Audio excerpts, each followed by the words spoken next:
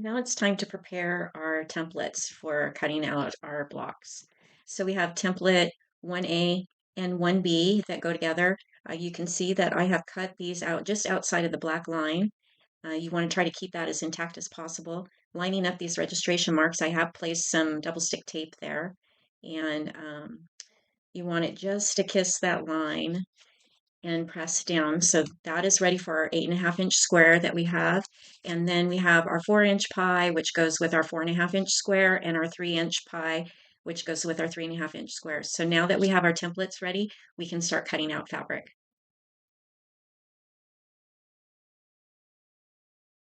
So now that we have all of our squares cut out, we can set up our templates for cutting out our curves. And you can see how I've aligned them here.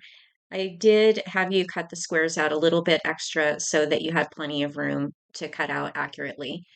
And before you do this, you want to make sure that you have a fresh, sharp blade on your rotary cutter, just so that you can get a nice clean cut around the curves.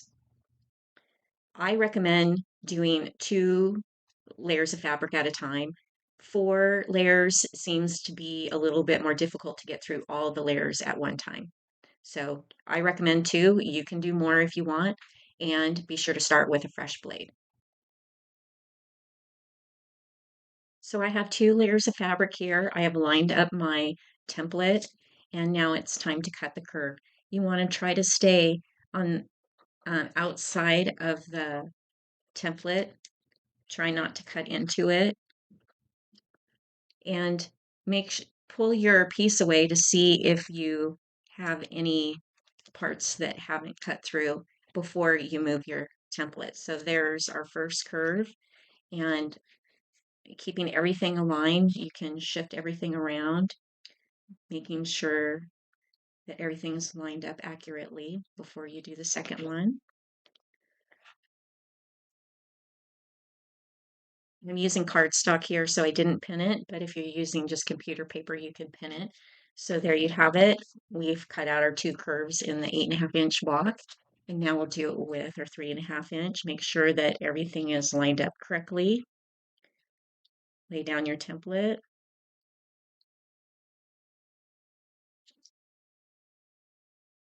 Putting on the outside of the curve.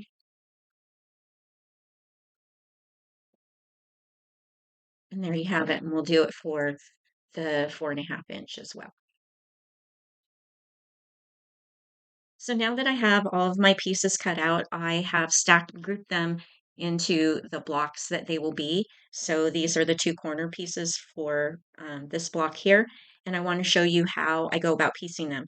So you can fold them in half and do a little pinch. Just press your finger down and you'll create a little crease on your pie shapes. Just pinch it. And then you can do the same thing with the 8.5-inch block as well. Just fold corner to corner, matching up as best you can, and then just give it a little pinch.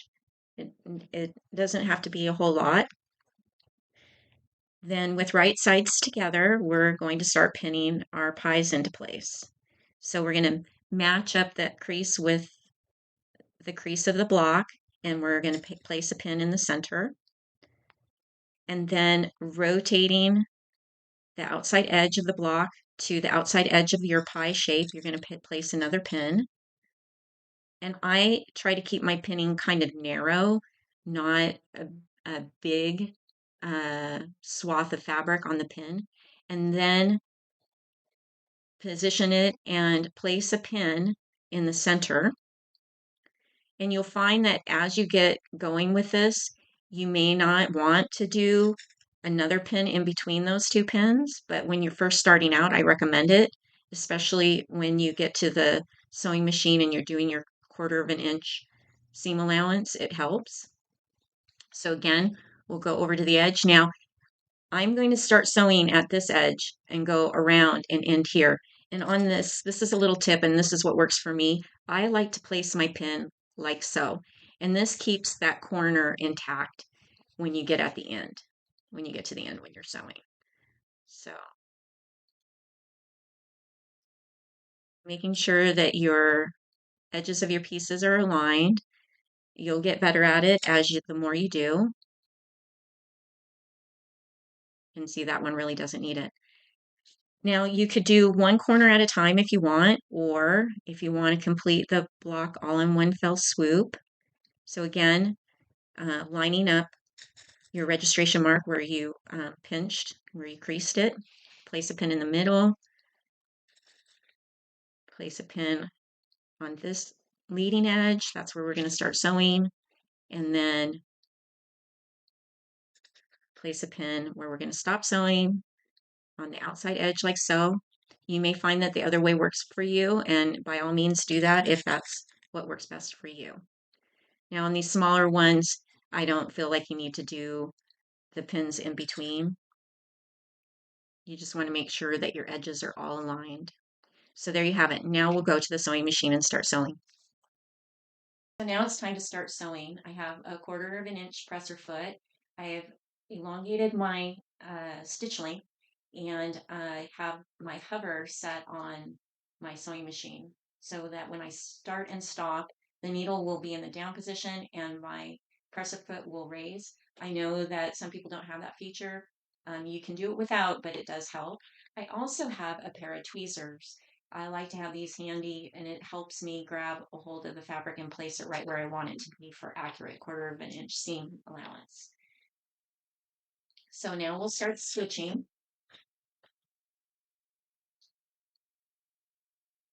Be sure to pull out your pins as you go. It's never good for your sewing machine to go over the pins, nor is it good for your pins.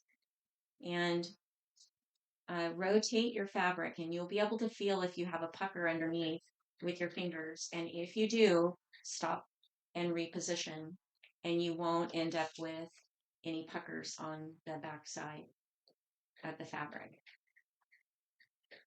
And when you're first starting out, you're going to go a little bit slower than you normally would, but as you gain confidence and experience doing this, you'll be able to go a little bit faster. So don't be frustrated if it's a little bit slower in the beginning. You can see my presser foot rising there. Pull the bottom fabric out just a tiny bit. If you don't have a pair of tweezers, you can also use a stiletto. And see how these are really lined up nicely for the end because of the way we place that pin. And there you have it. No puckers, and it just looks terrific.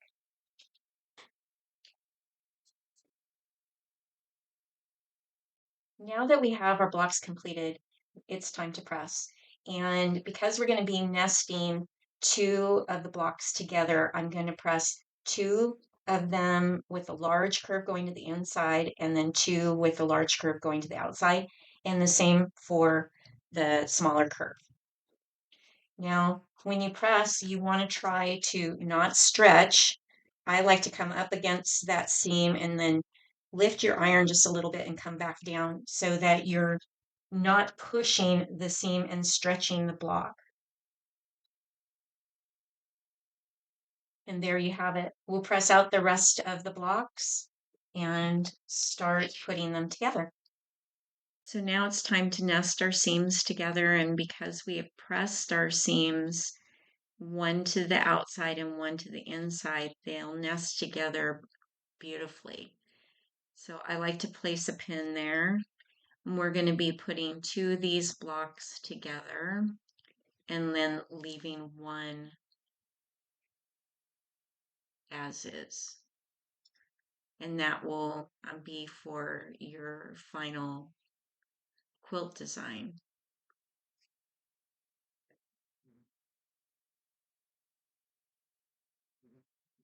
So there you go. There's 2.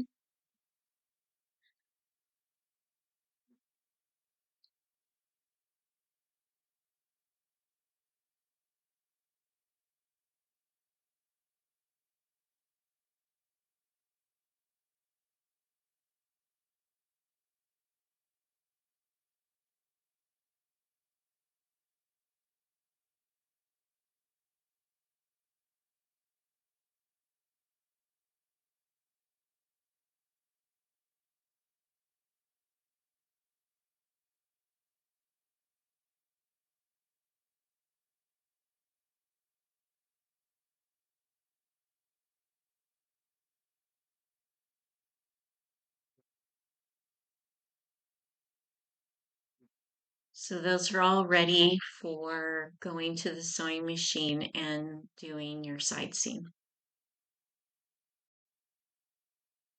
Now that we've completed our blocks, I'm just double checking to make sure that I'm at 8.5 by 8.5, which I am.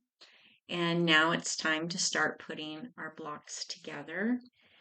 So we've sewn the two blocks together, nesting our seams. You can see here where we've nested our seams and everything's matching up great. So we've got our two